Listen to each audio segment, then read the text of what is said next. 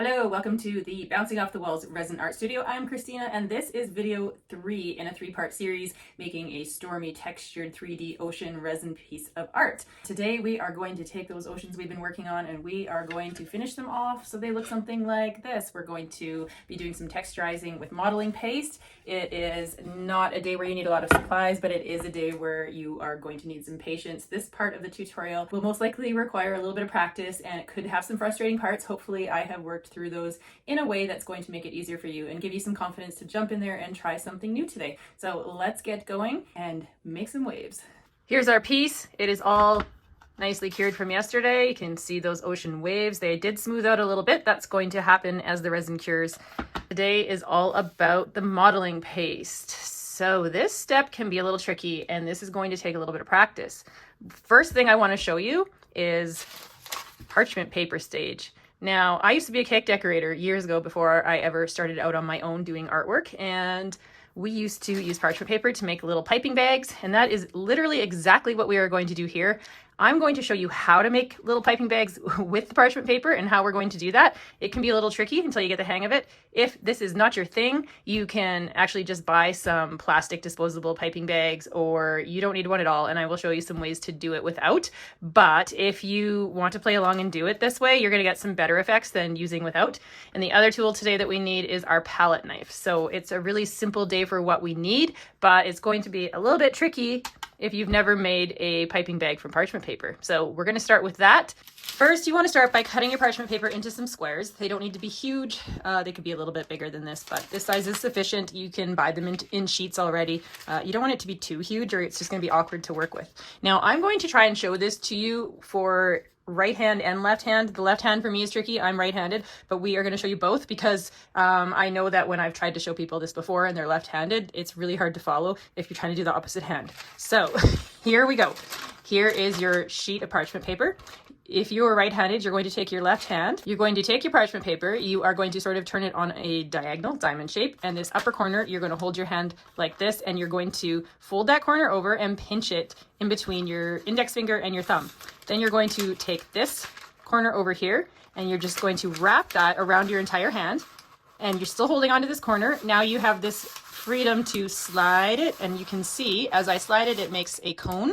So once you have a nice tight cone here, you want to hold that there, pinch the cone part, and slip your hand out. Now keep holding on to this tip. We want to keep that, and now you've got a cone to fill. I'm now going to show this on the left hand, and then we are going to actually fill this. We're going to try the opposite now. Here's our left hand. So if you're left-handed, this is tricky for me. You're going to take the same action. You're going to come up here to the top corner. You're going to hold it between your thumb and your index finger. You're going to take this corner over here with your left hand. Now I wrinkled it. And you're going to wrap that around your whole hand. Same idea. You now have a triangular cone. You're going to hold that tight, grab onto the tip of the cone, and slide that hand out. Once you've mastered the piping bag or have a piping bag, we're going to get our modeling paste.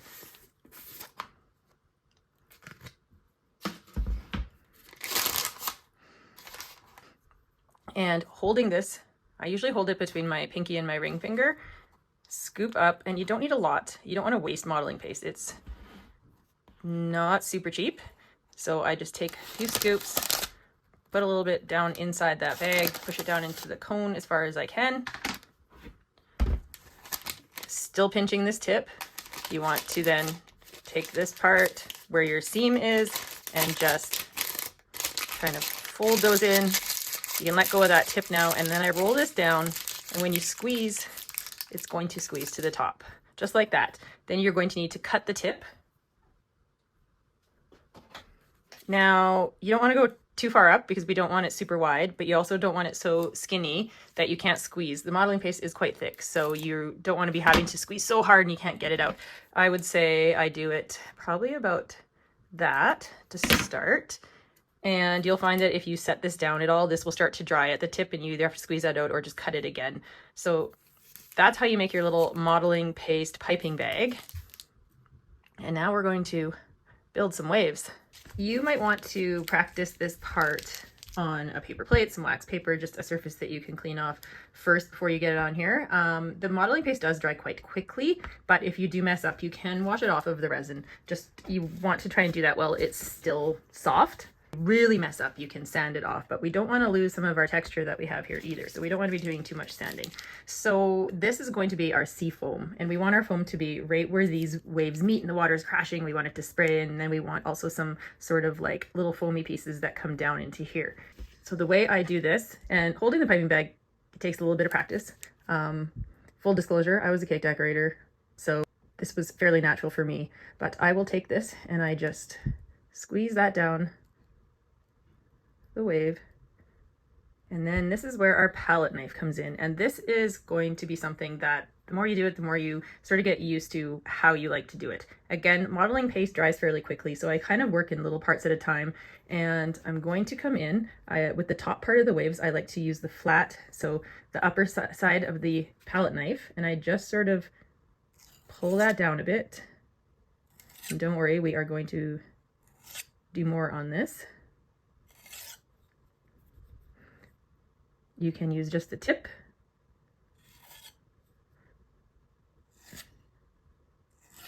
And now you should have sort of a little bit of the extra on there. So what I do to make this look a little more realistic is I take what's on there and I just sort of tap it. And I push the tip of the palette knife into that little ridge we made, and it makes it look a little bit more natural, a little bit more realistic. And I go along and I tap, and sometimes I drag down a little bit if I don't like how something looks. And you'll find that this might end up being too consistent where every line looks the same. So what I will do sometimes is I will come in, put a little bit of a line right up my palette knife like that, and I just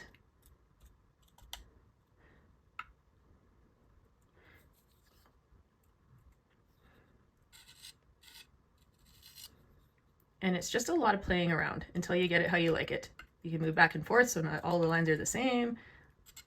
If it's too consistent, and by that I mean if the stripes are too much the same, I will, you just come in and play with it. You still have some time to play with it.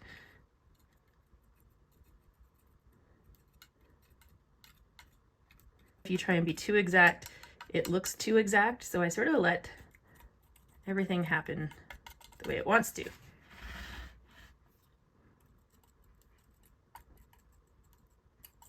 Come down, just a few little presses into there.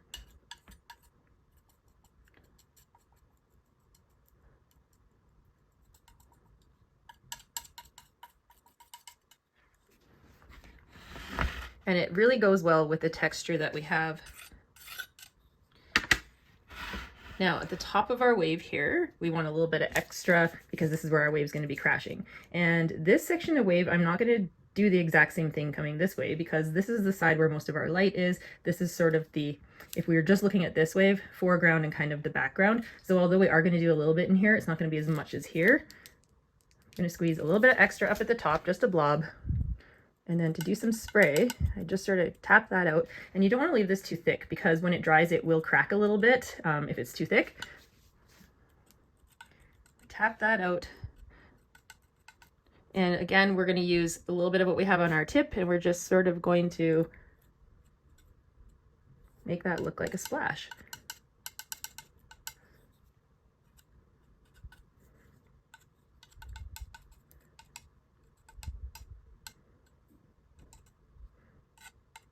Now this part up here doesn't have much, so sometimes I'll just come in and do a little bit of a stripe there like that, and then I just tap it. Again, it's just a matter of playing around until you get the look that you like. Things are going to be a little frothier coming off of this wave right up here, so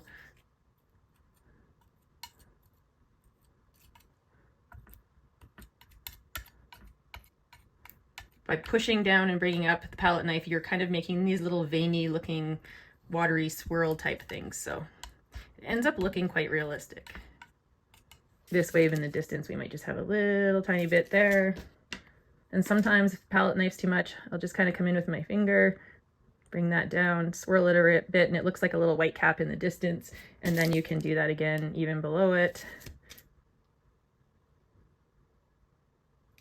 Just smearing that along, making this a nice stormy ocean. Now, if you don't have a piping bag, you're not doing this with a piping bag, you can put some modeling paste, just a blob of it, on like a paper plate or a palette or wax paper, and you can just dip your palette knife in.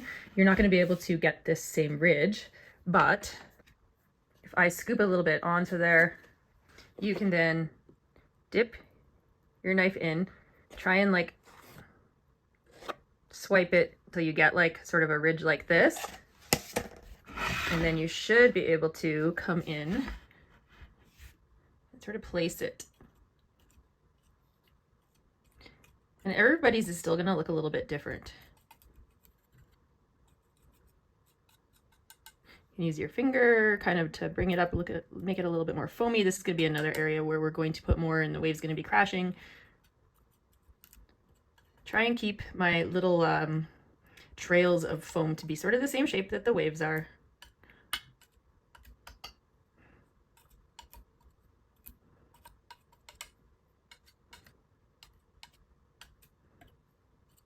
More in some places, less in others, just depending on how frothy areas are, and other areas are calmer. If we're working without a piping bag, we can take a little bit of a blob and we can just blob it in there. And same thing, we're making some splashes. If you want to use your finger, you can do that too.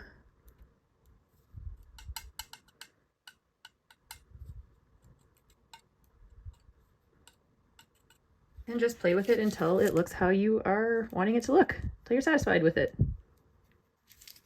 Do a few of those stripes just with the piping bag, and then I'm going to come in. And sometimes your areas, your palette knife is too long for the area, like in here. So again, fingers work great too. Or if you have a smaller palette knife. This is actually the only palette knife I own. So if you have different ones in different shapes, then you can probably get a little bit more creative.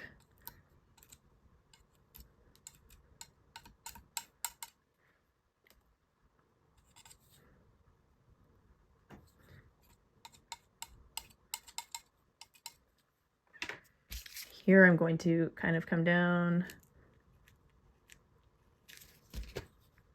just some light stripes.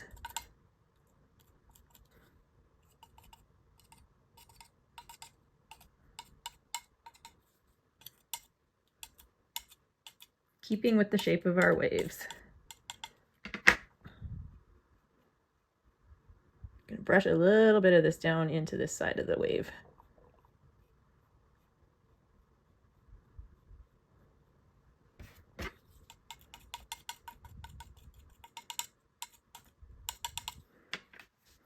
I'll make a few more white caps in the distance. And these I like, if I'm doing these distance ones, I do like to just use my finger and sort of just smear the bottom edge of that wave down. And then it looks kind of like an actual wave.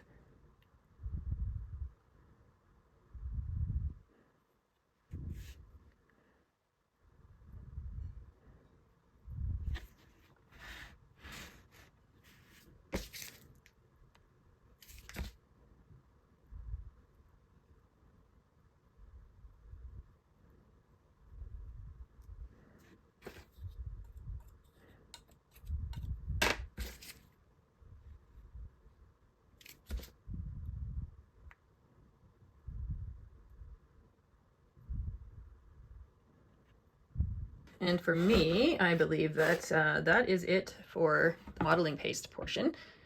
You can see how the sculpting of the resin gives it a lot of 3D that way. And then we add that foam on top for more dimension.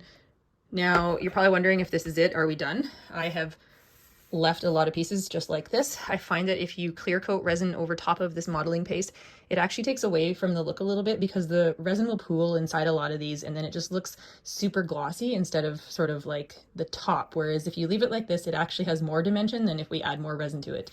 Another trick you can do, which I'm not going to get into with this piece, but maybe make a separate tutorial at another time, is you can take a little bit of watered down acrylic paint and you can add some shading to the modeling paste once it's dry. because if you actually look at seafoam, I encourage you to look at some photos online. It's not all just white. There's actually shadows and stuff in it as well. So you can take in some aquas, blues and that and add some shading to the modeling paste, and it actually will add a really great depth to that. But for now, this is where we're at. And once you do more of these, you're going to really get a handle on doing these 3D stormy, moody oceans, which are, you know what, just a different way of doing ocean resin art that is not the same as what everybody else is putting out there. So I hope you enjoyed this 3-part tutorial. I have lots more to come, so if you want to subscribe, please do. And if you want to become a member, I have membership on here, and the members get a little bit more extras. So the details are right there under the join button on my channel as well. So thank you, everybody, and have a great day.